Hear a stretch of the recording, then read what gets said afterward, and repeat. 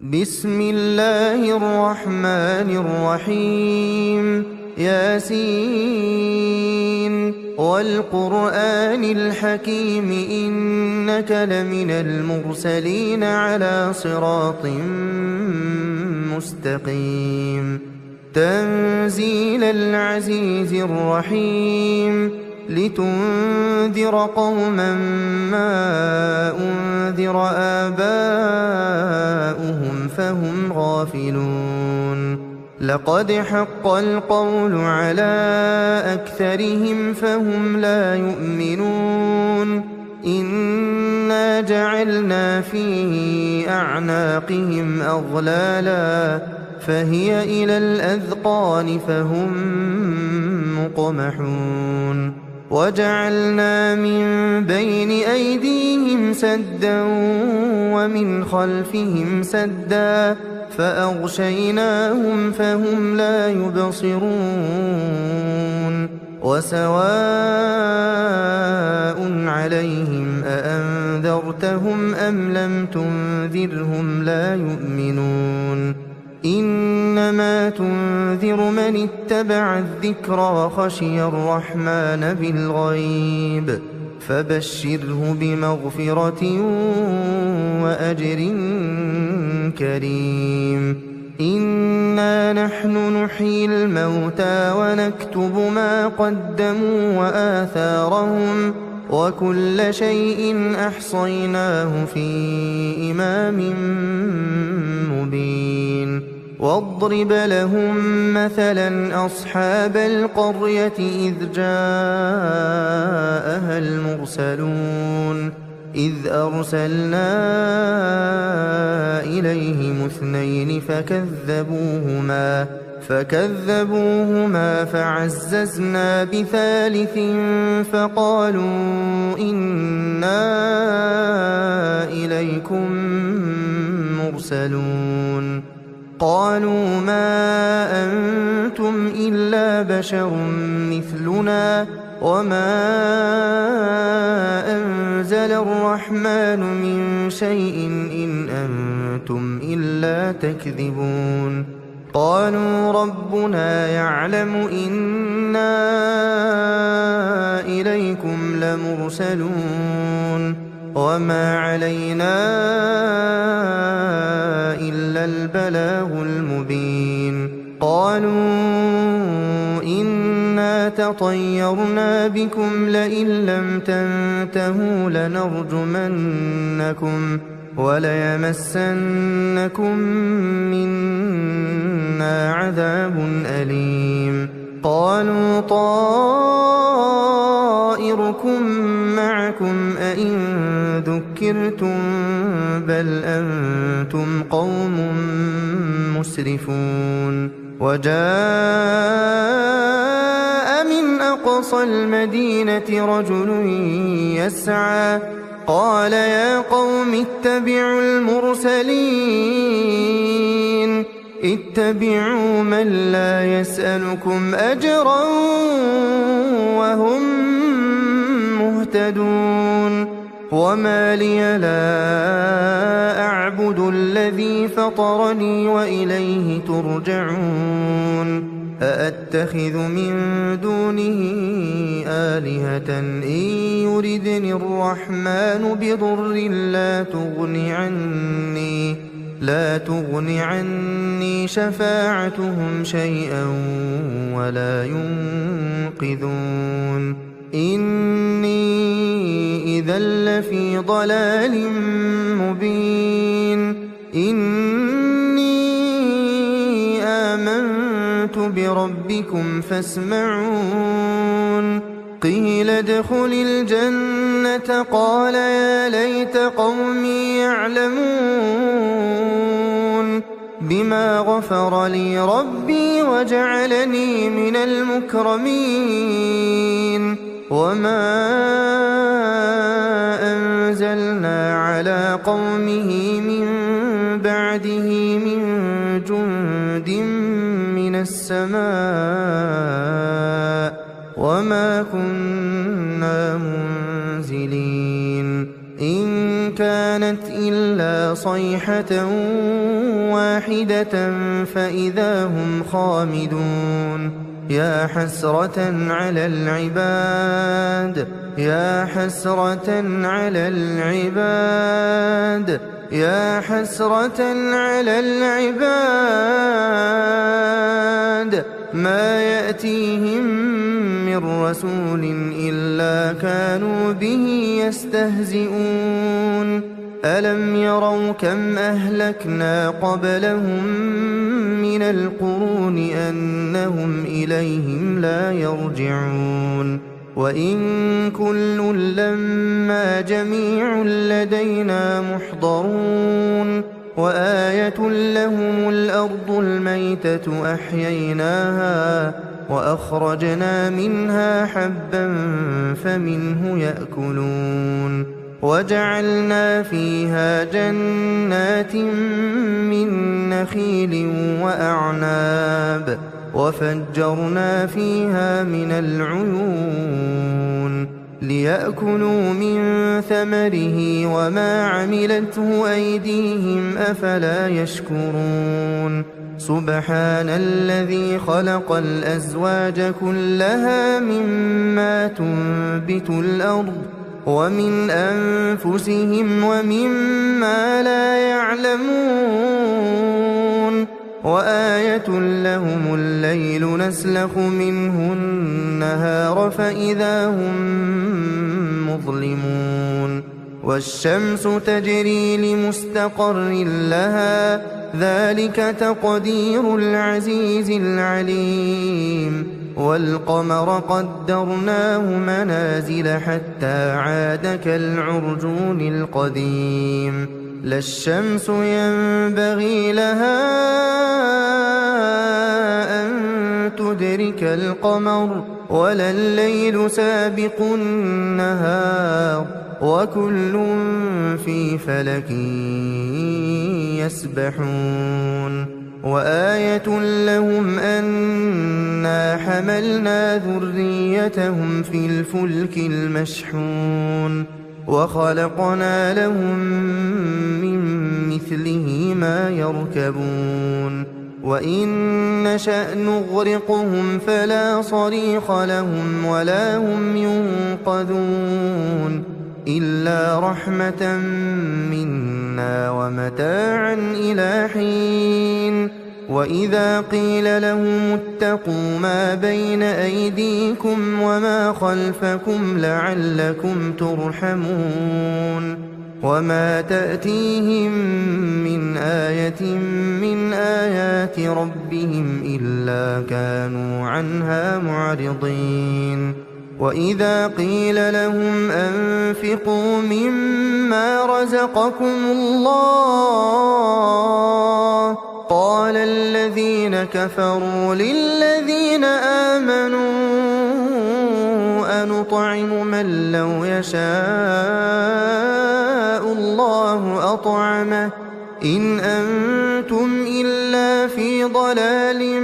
مبين ويقولون متى هذا الوعد إن كنتم صادقين ما ينظرون إلا صيحة واحدة تأخذهم وهم يخصمون فلا يستطيعون توصية ولا إلى أهلهم يرجعون ونفخ في الصور فإذا هم من الأجداث إلى ربهم ينسلون قالوا يا ويلنا من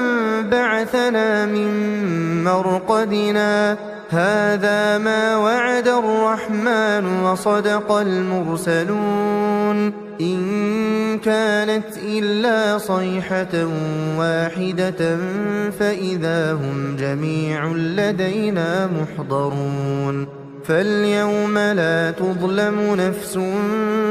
شيئا ولا تجزون إلا ما كنتم تعملون إن أصحاب الجنة اليوم في شغل فاكهون هم وأزواجهم في ظلال على الأرائك متكئون لهم فيها فاكهة ولهم ما يدعون سلام قولا من رب رحيم وامتازوا اليوم أيها المجرمون ألم أعهد إليكم يا بني آدم ألا تعبدوا الشيطان إنه لكم عدو مبين وأن اعبدوني هذا صراط مستقيم ولقد أضل منكم جبلا كثيرا أفلم تكونوا تعقلون هذه جهنم التي كنتم توعدون اصلوها اليوم بما كنتم تكفرون اليوم نختم على أفواههم وتكلمنا أيديهم وتشهد أرجلهم بما كانوا يكسبون ولو نشاء لطمسنا على أعينهم فاستبقوا الصراط فأنى يبصرون ولو نشاء لمسخناهم على مكانتهم فما استطاعوا مضيا ولا يرجعون ومن نعمره ننكسه في الخلق أفلا يعقلون وما علمناه الشعر وما ينبغي له إن هو إلا ذكر وقرآن مبين لينذر من كان حيا ويحق القول على الكافرين أولم يروا أنا خلقنا لهم مما عملت أيدينا أنعاما فهم لها مالكون وذللناها لهم فمنها ركوبهم ومنها يأكلون ولهم فيها منافع ومشارب أفلا يشكرون واتخذوا من دون الله آلهة لعلهم ينصرون لا يستطيعون نصرهم وهم لهم جند محضرون فلا يحزنك قولهم إنا نعلم ما يسرون وما يعلنون أولم ير الإنسان أنا خلقناه من نطفة فإذا هو خصيم مبين وضرب لنا مثلا ونسي خلقه قال من يحيي العظام وهي رميم قل يحييها الذي أنشأها أول مرة وهو بكل خلق عليم الذي جعل لكم من الشجر الأخضر نارا فإذا أنتم منه توقدون أوليس الذي خلق السماوات والأرض بقادر على أن يخلق مثلهم بلى وهو الخلاق العليم إنما أمره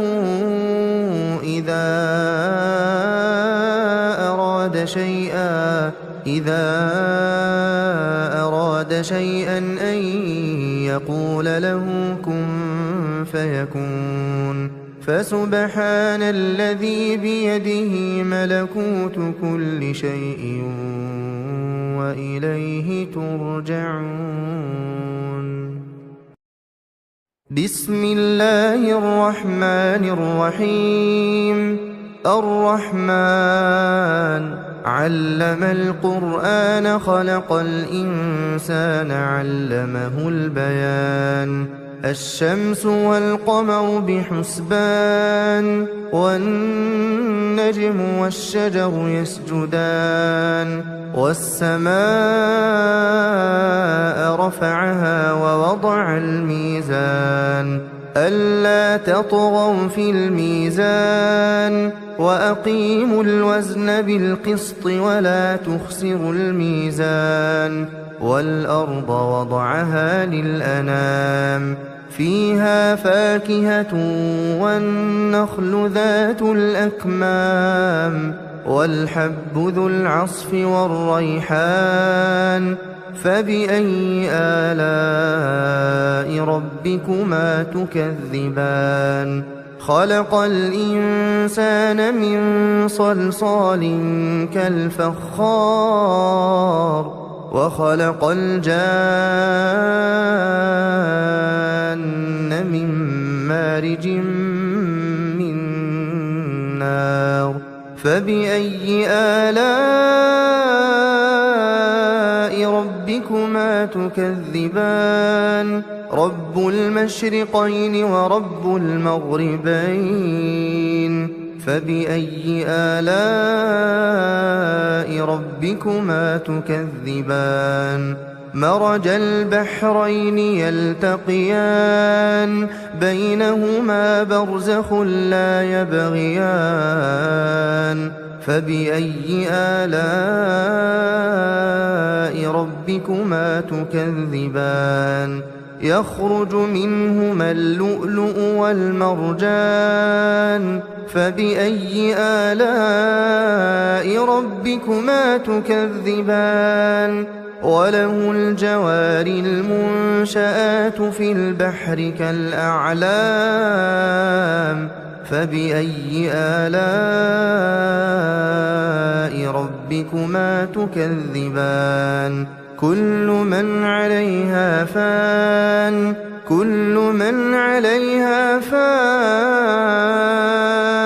ويبقى وجه ربك ذو الجلال والإكرام فبأي آلاء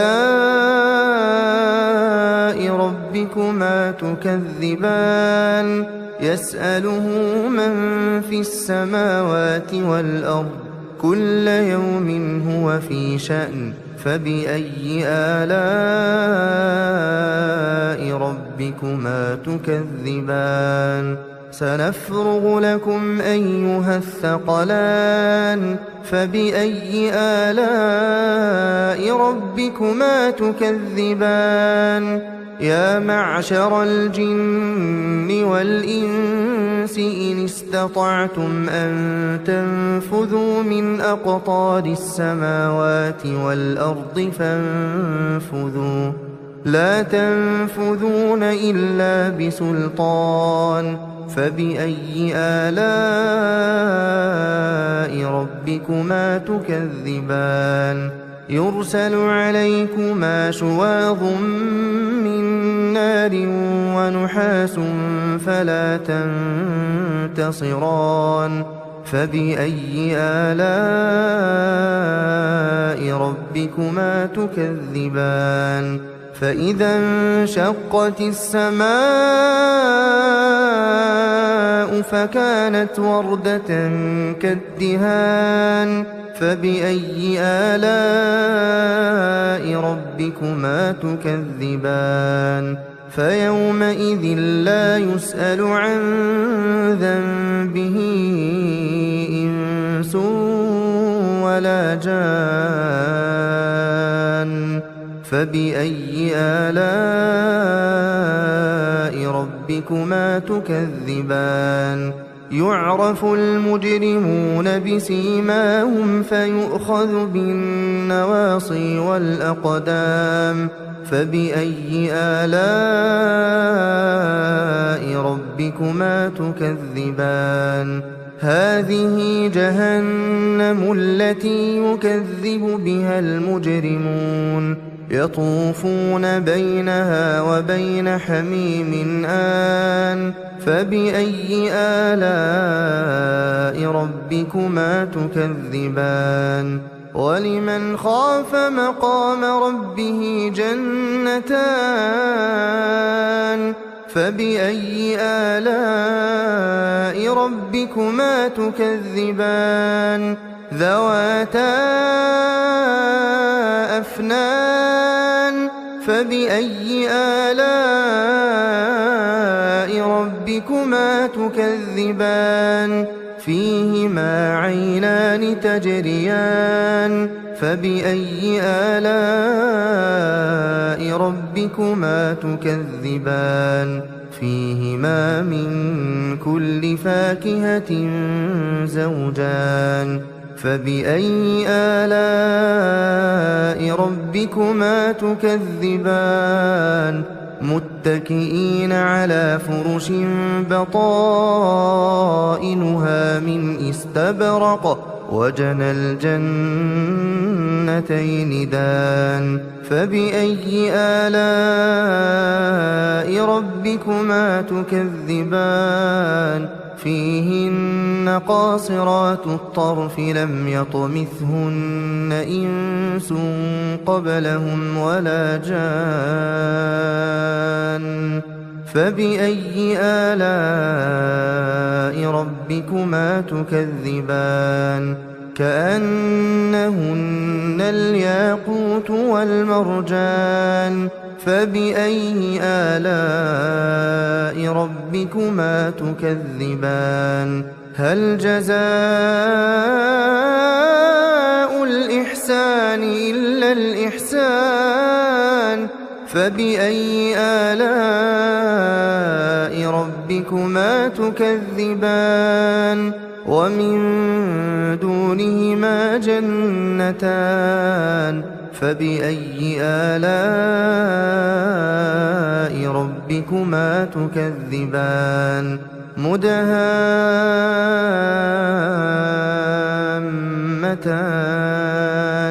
فبأي آلاء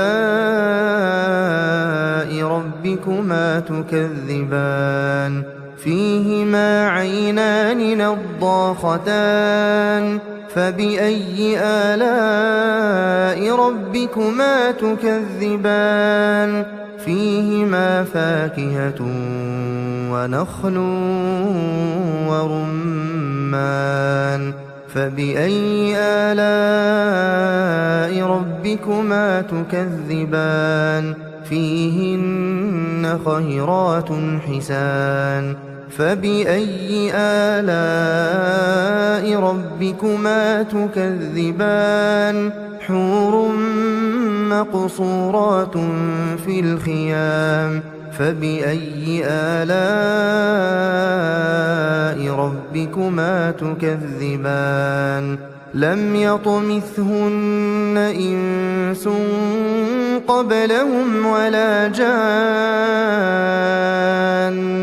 فبأي آلاء ربكما تكذبان متكئين على رفرف خضر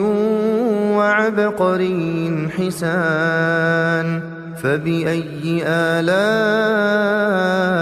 ربكما تكذبان تبارك اسم ربك ذي الجلال والإكرام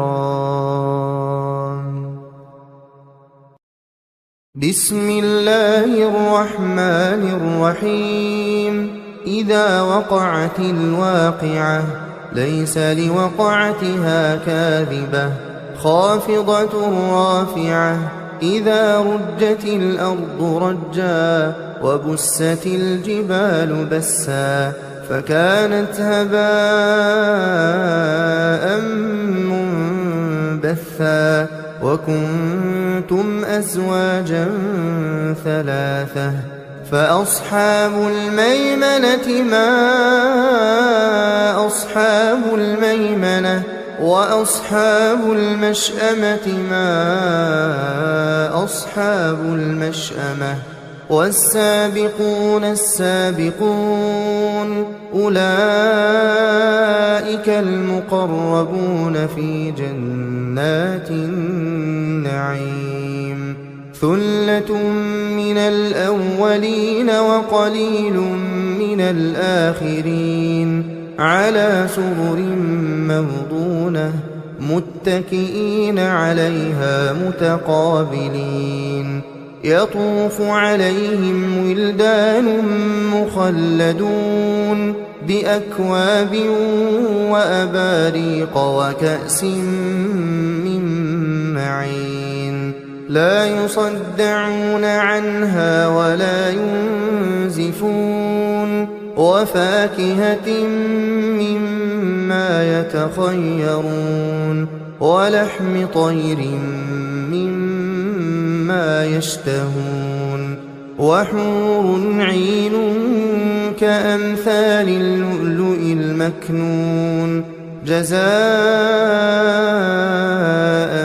بما كانوا يعملون لا يسمعون فيها لغوا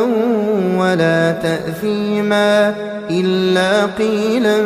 سلاما سلاما وأصحاب اليمين ما أصحاب اليمين في سدر مخضود وطلح منضود وظل ممدود وماء مسكوب وفاكهة كثيرة لا مقطوعة ولا ممنوعة وفرش مرفوعة إنا أنشأناهن إنشاء فجعلناهن أبكارا عربا أترابا لأصحاب اليمين ثلة من الأولين وثلة من الآخرين وأصحاب الشمال ما أصحاب الشمال في سموم وحميم وظل من يحموم لا بارد ولا كريم إنهم كانوا قبل ذلك مترفين وكانوا يصرون على الحنث العظيم وكانوا يقولون أئذا متنا وكنا ترابا وعظاما أئنا لمبعوثون أو آباؤنا الأولون قل إن الأولين والآخرين لمجموعون إلى ميقات يوم معلوم ثم إنكم أيها الضالون المكذبون لآكلون من شجر من زقوم فمالئون منها البطون فشاربون عليه من الحميم فشاربون شرب الهيم هذا نزلهم يوم الدين نحن خلقناكم فلولا تصدقون أفرأيتم ما تمنون أأنتم تخلقونه أم نحن الخالقون نحن قدرنا بينكم الموت وما نحن بمسبوقين على أن نبدل أمثالكم وننشئكم فيما لا تعلمون ولقد علمتم النشأة الأولى فلولا تذكرون أفرأيتم ما تحرثون أأنتم تزرعونه أم نحن الزارعون لو نشاء لجعلناه حطاما فظلتم تفكهون إنا لمغرمون بل نحن محرومون أفرأيتم الماء الذي تشربون أأنتم أنزلتموه من المزن أم نحن المنزلون لو نشاء جعلناه أجاجا فلولا تشكرون أفرأيتم النار التي تورون أأنتم أنشأتم شجرتها أم نحن المنشئون نحن جعلناها تذكرة ومتاعا للمقوين فسبح باسم ربك العظيم فلا أقسم بمواقع النجوم وإنه لقسم لو تعلمون عظيم إنه لقرآن كريم في كتاب مكنون لا يمسه إلا المطهرون تنزيل من رب العالمين أفبهذا الحديث أنتم مدهنون وتجعلون رزقكم أنكم تكذبون فلولا إذا بلغت الحلقوم وأنتم حينئذ تنظرون ونحن أقرب إليه منكم ولكن لا تبصرون فلولا إن كنتم غير مدينين ترجعونها إن كنتم صادقين فأما إن كان من المقربين فروح وريحان وجنة نعيم وأما إن كان من أصحاب اليمين فسلام لك من أصحاب اليمين وأما إن كان من المكذبين الضالين فنزل من حميم وتصلية جحيم إن هذا لهو حق اليقين فسبح باسم ربك العظيم بسم الله الرحمن الرحيم تبارك الذي بيده الملك وهو على كل شيء قدير الذي خلق الموت والحياة ليبلوكم أيكم أحسن عملا وهو العزيز الغفور الذي خلق 7 سماوات طباقا ما ترى في خلق الرحمن من تفاوت فارجع البصر هل ترى من فطور ثم ارجع البصر كرتين ينقلب إليك البصر خاسئا وهو حسير ولقد زينا السماء الدنيا بمصابيح وجعلناها رجوما للشياطين وأعتدنا لهم عذاب السعير وللذين كفروا بربهم عذاب جهنم وبئس المصير إذا ألقوا فيها سمعوا لها شهيقا وهي تفور تكاد تميز من الغيظ كلما ألقي فيها فوج سألهم خزنتها ألم يأتكم نذير قالوا بلى قد جاءنا نذير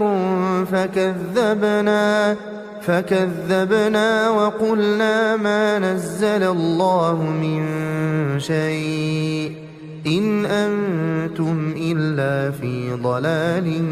كبير وقالوا لو كنا نسمع أو نعقل ما كنا في أصحاب السعير فاعترفوا بذنبهم فسحقا لأصحاب السعير إن الذين يخشون ربهم بالغيب لهم مغفرة وأجر كبير وأسروا قولكم أو اجهروا به إنه عليم بذات الصدور ألا يعلم من خلق وهو اللطيف الخبير هو الذي جعل لكم الأرض ذلولا فامشوا في مناكبها وكلوا من رزقه وإليه النشور أأمنتم من في السماء أن يخسف بكم الأرض فإذا هي تمور أم أمنتم من في السماء أن يرسل عليكم حاصبا فستعلمون كيف نذير ولقد كذب الذين من قبلهم فكيف كان نكير أولم يروا إلى الطير فوقهم صافات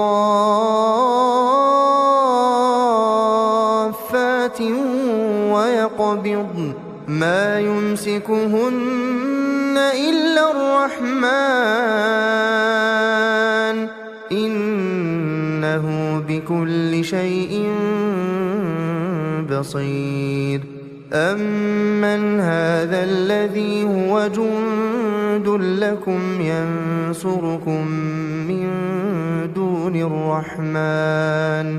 إن الكافرون إلا في غرور أمن هذا الذي يرزقكم إن أمسك رزقه بل لجوا في عتو ونفور أفمن يمشي مكبا على وجهه أهدى أمن يمشي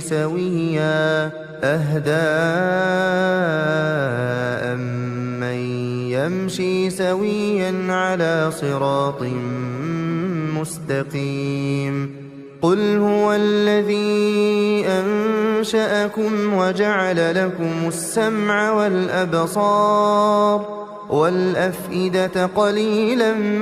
ما تشكرون قل هو الذي ذرأكم في الأرض وإليه تحشرون ويقولون متى هذا الوعد إن كنتم صادقين قل إنما العلم عند الله وإنما أنا نذير مبين فلما رأوه زلفة سيئت وجوه الذين كفروا وقيل هذا الذي كنتم به تدعون قل أرأيتم إن أهلكني الله ومن معي أو رحمنا فمن يجير الكافرين من عذاب أليم قل هو الرحمن آمنا به وعليه توكلنا فستعلمون من هو في ضلال مبين قل قل أرأيتم إن أصبح ماؤكم غورا فمن يأتيكم بماء معين